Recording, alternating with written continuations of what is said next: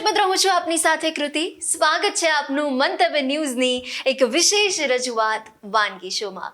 Title sponsored by LG બાંધાની હિંગ, essence of authentic taste since 1894, co presented by mother's recipe પ્રેમનો સ્વાદ. દર્શક મિત્રો, આજે જે મારા મહેમાન આવ્યા છે એ વિન્ટર સ્પેશિયલ વાનગી લઈને આવ્યા છે. આ સાથે જો તમે રાજસ્થાની છો તો આ વાનગી તમારા ઘરમાં અઠવાડિયામાં એકવાર તો અચૂકથી જ બનતી હશે, અને એ વાનગીનું નામ છે હળદરનું શાક. હવે હળદરનું શાક નામ સાંભળીને જ એ સ્વાદની સાથે સ્વાસ્થ્યની દ્રષ્ટિએ પણ એકદમ લાભદાયક છે. તો ચાલો, અત્યારે શિયાળાની ઋતુ ચાલી રહી છે અને આ વિન્ટર સ્પેશિયલ વાનગીની મસ્ત મજાની શરૂઆત કરીએ. એની આપણે રીત જાણી લઈએ આપણા મહેમાન પાસેથી અને કરીએ આજના શોની શરૂઆત. દર્શક મિત્રો, આજે મારી સાથે જોડાઈ ચૂક્યા છે અલકાબેન. સૌથી પહેલા તો સ્વાગત છે આપનું વાનગીના રસોડે. તો આજે તમે હળદરનું શાક લઈને આવ્યા છો આપણા વ્યુઅર્સ માટે. તો હળદરનું શાકની આપણે ઇન્ગ્રીડિયન્ટ્સ તો જોઈએ, પણ એ પહેલાં થોડો તમારો પણ પરિચય આપી દો. મારું નામ અલકા મંડોગરા છે. હું ઘરેથી કુકિંગ બી કરું છું ઓર ટિફિન સર્વિસ બી આપું છું. હું 6 વર્ષથી આ લાઈનમાં જોડાયેલી છું. તો મને બહુ શોખ છે કે હું નવી નવી કંઈ વાનગી બનાવું ઓર સર્વ કરું. આ મારો શોખ છે, તો હું એને બિઝનેસ બી બનાવી લીધું હવે. વાહ! તો હવે તમારા શોખ એટલે તમારા પેશનને તમે પ્રોફેશનમાં કન્વર્ટ કર્યું છે, અને તમે પણ આજે ઘણા બધા જે આપણા કહેવાય કે વર્કિંગ વુમન જોઈ રહ્યા છે કે પછી ઘરે જે હોમ શેફ છે એ જોઈ રહ્યા છે, તો એ તમારામાંથી ચોક્કસથી આજે ઇન્સ્પાયર થવાના છે. તો હવે તમારી સાથે અઢળક વાતો કરવી છે, પણ એ પહેલાં આપણે વાનગીની પણ શરૂઆત કરીએ. ઇન્ગ્રીડિયન્ટ્સ કયા છે એ જણાવી દો. આ હળદર છે, વટાણા છે, ફુલાવર છે, ઘી જોઈએ એમાં, દૂધ ઓર દહીં, ઓર આપણે લસણની પેસ્ટ, લસણ, આદુ, અદરક, પેલું મરચાંની પેસ્ટ હોય. ઓકે, તો હવે સૌપ્રથમ આપણે શું કરીશું? પહેલાં આપણે ઘી મૂકીશું વઘારમાં.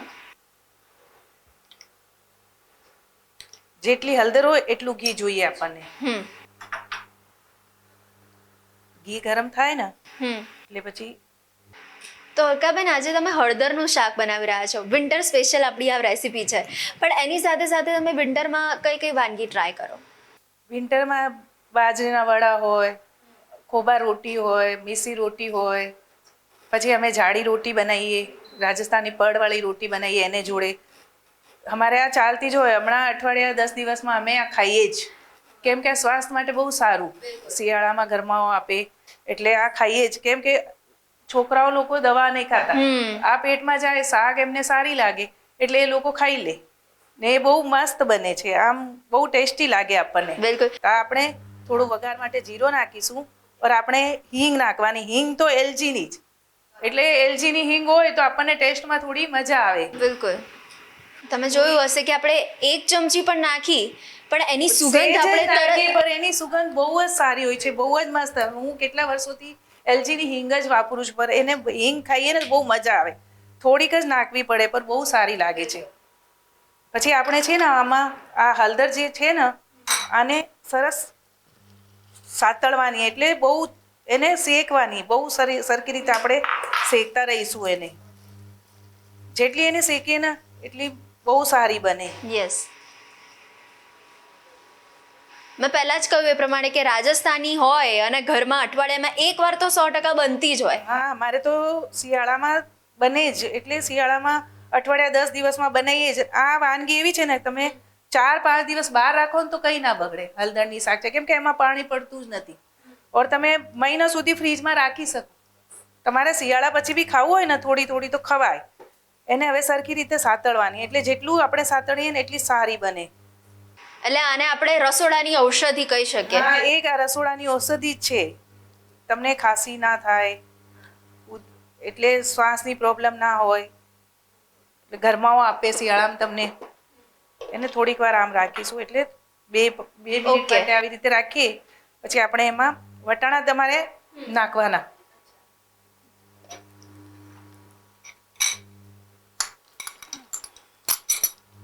એને બી ભેગું સાતળી દેવાનું સરસ.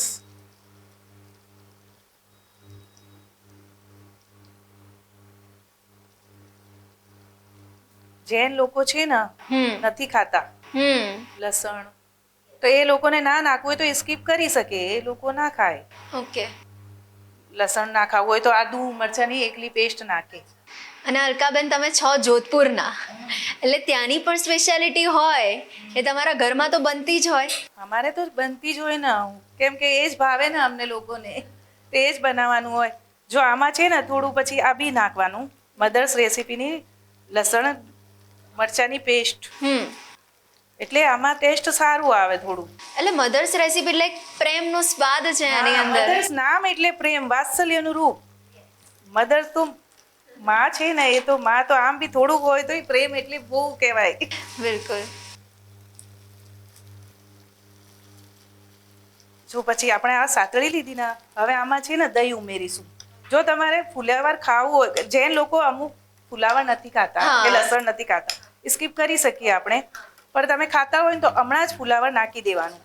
એટલે શું આમાં થોડું ટેસ્ટ શાક વધી જાય, થોડું હળદરનું ટેસ્ટ આપણને છોકરાઓને નહીં ભાવતું હોય તો એ ફુલાવર જોઈને ખાઈ લે કે શાક છે, એટલે એને આવી રીતે થોડું સાતળી લેવાનું. પછી આમાં દહીંને મેશ કરી થોડું ને દહીં ઉમેરવાનું. એટલે બાળકો એમને હળદર ના ખાતા હોય, ફ્લાવર ના ખાતા હોય, સબ્જી ના ખાતા હોય, વેજીટેબલ્સ બધી, હા, તો આમાં બધુંય ટેસ્ટ આવી જાય તો ભાઈ જાય. એમને શું કે આમ ગ્રેવી જોઈને આમ મજા આવે કે સારી છે શાક. અને આમાં પણ પરોઠા રોટલી સાથે ખાઈએ તો મજા પડી જાય. રોટલી સાથે તમે જાડી રોટલી, પડવાળી રોટલી, ખોબા રોટી, મિસી રોટી, ગમે તેને જોડે, બાજરીની રોટલી જોડે બી બહુ મસ્ત લાગે. બિલકુલ.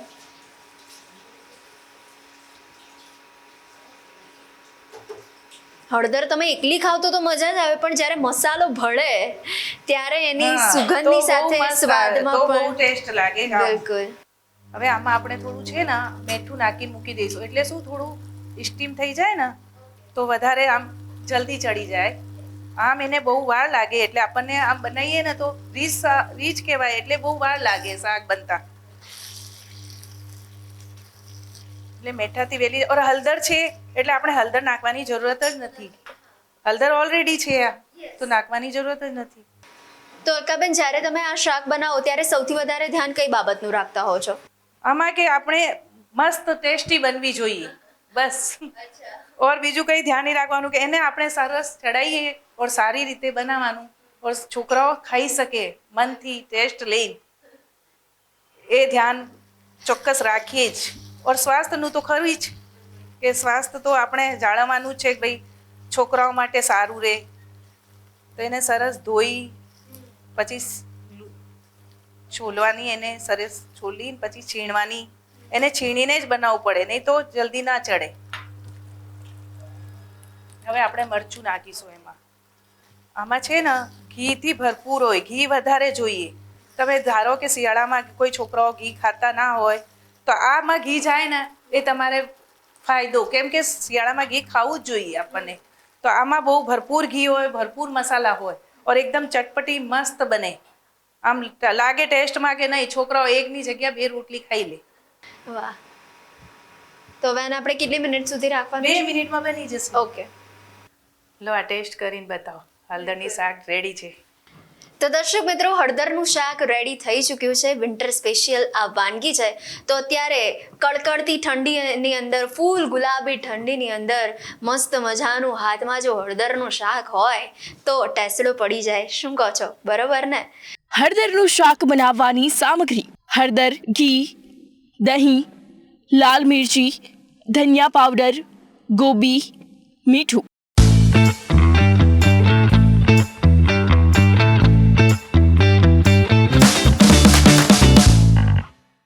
તો દર્શક મિત્રો, જે પહેલી વાનગી હતી એ પણ વિન્ટર સ્પેશિયલ, અને હવે જે બીજી વાનગી આપણા મહેમાન લઈને આવ્યા છે એ પણ વિન્ટર સ્પેશિયલ વાનગી છે. એનું નામ છે ગાજરનો હલવો. હવે કોઈ પણ પ્રસંગ હોય, ઉત્તરાયણ હોય, દિવાળી હોય કે કોઈ પણ ખાસ પ્રસંગ હોય, લગ્ન હોય, ઉત્સવ હોય, એમાં ગાજરનો હલવો તો અચૂકપણે હોય જ. તો હવે ગાજરનો હલવો બનાવવાના છો અલકાબેન, તો એના ઇન્ગ્રેડિયન્ટ્સ કયા છે આપણા દર્શક મિત્રોને જણાવી દો આ લોકપ્રિય મીઠાઈના. ગાજર, ઘી, ખાંડ, દૂધ. ઓકે.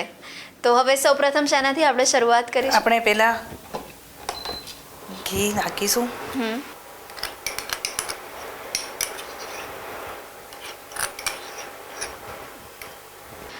હવે અલકાબેન આપણે સૌપ્રથમ શું કરી રહ્યા છે? આપણે પહેલાં ઘી નાખીશું,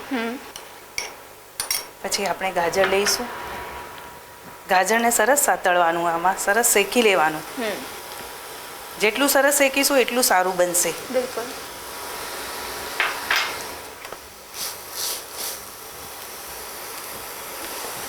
પાંચસો ગ્રામ ગાજર હોય ને તો 500 ગ્રામ દૂધ, એનાથી વધારે પણ લઈ શકો, પણ 500 ગ્રામ તો લેવું જ પડે. એને સરસ શેકવાનું. તો અલકાબેન, હવે શિયાળાની ઋતુ હોય એટલે સ્વાભાવિક છે આપણે અલગ અલગ પ્રકારના હલવા બનાવતા હોય, તો તમે ગાજરના હલવાના સિવાય બીજા કયા કયા હલવા બનાવો છો? મગની દાળનો બનાવીએ, દાળ બદામનું બનાવીએ, એકલી બદામનું બનાવીએ, ગુંદર પાક બનાવીએ, એટલે શિયાળામાં અડદનું બનાવીએ, અડદિયા પાક બનાવીએ, એટલે અડદનું શીરો બી બનાવીએ અમે. એ શીરા શિયાળામાં ખાવું જ જોઈએ, એટલે આપણને શરીરમાં ગરમાવો રહે. આ ઘી આપણને શરીર 12 મહિના સાચવે આપણને. બિલકુલ.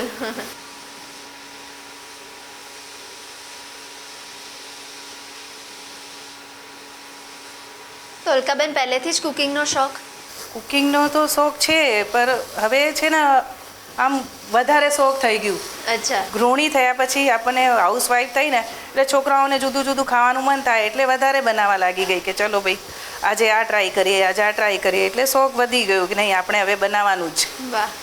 ને બહારનું હમણાં આ ટાઈમે બહારનું ખવાય નહીં, એટલે વધારે ઘરે બનાવીએ તો સારું. યસ.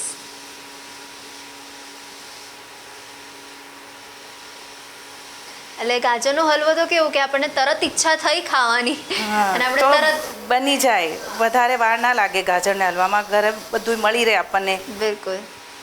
ઇન્ગ્રેડિયન્ટ્સ બી ઓછા, એટલે ઝડપથી રેડી થઈ જાય. ને ઝડપથી રેડી થઈ જાય. હવે આપણે આ સરસ સાતળી લીધું ને, તો હવે એમાં દૂધ નાખી દેવાનું. 1 બાઉલ જેટલું આપણે પ્રમાણ લીધું. આધા 500 ગ્રામ હોય ને તો 500 ગ્રામ દૂધ નાખી દેવાનું આમાં. પછી તમને આમ લાગે કે હજી મને વધારે રીચ જોઈએ છે, તો આમાં તમે માવો પણ એડ કરી શકો બન્યા પછી, કે તમે નહીં તો એને ઉકળતા રહેવા દેવાનું. હવે એને મેં તે ધીરે ધીરે બનતું રહેશે.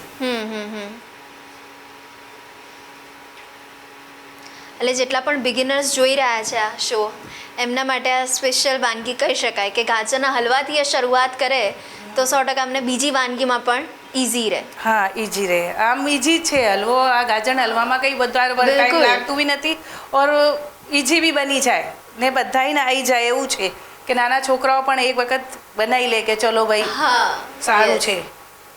તો હવે અલકાબેન, તમે કિટી પાર્ટીમાં જતા હશો કે કોઈ ફંક્શન હોય, તમારું ફેમિલી ફંક્શન હોય કે ફ્રેન્ડ્સ જોડે આમ મહેફિલ જામી હોય અને ત્યારે કુકિંગની કંઈક વાત આવે કે ભાઈ અવનવી વાનગી બનાવવાની છે અલકાબેન તમારે, તો ત્યારે એમના માટે તમે કઈ વાનગી સજેસ્ટ કરે? એમને જે ખાવું હોય બધુંય બનાવી દઈએ. અચ્છા. બધુંય આવે છે બનાવતા, બધુંય બનાવીએ.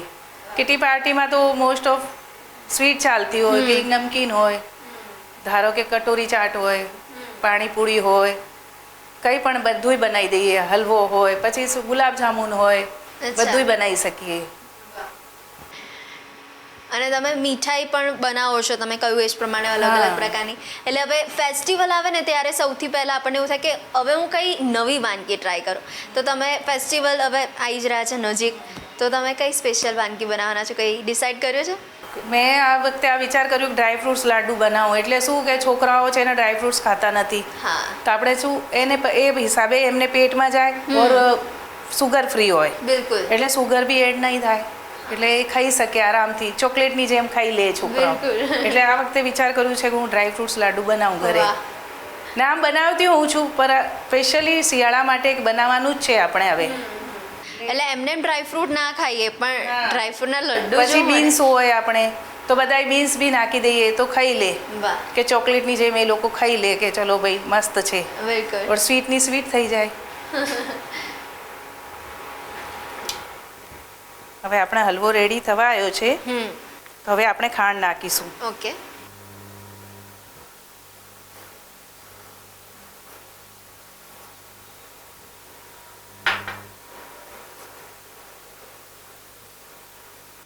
જો હવે આપણો ગાજરનો હલવો રેડી થઈ ગયું છે. બિલકુલ. ટેસ્ટ કરીને બતાવો. ચોક્કસ.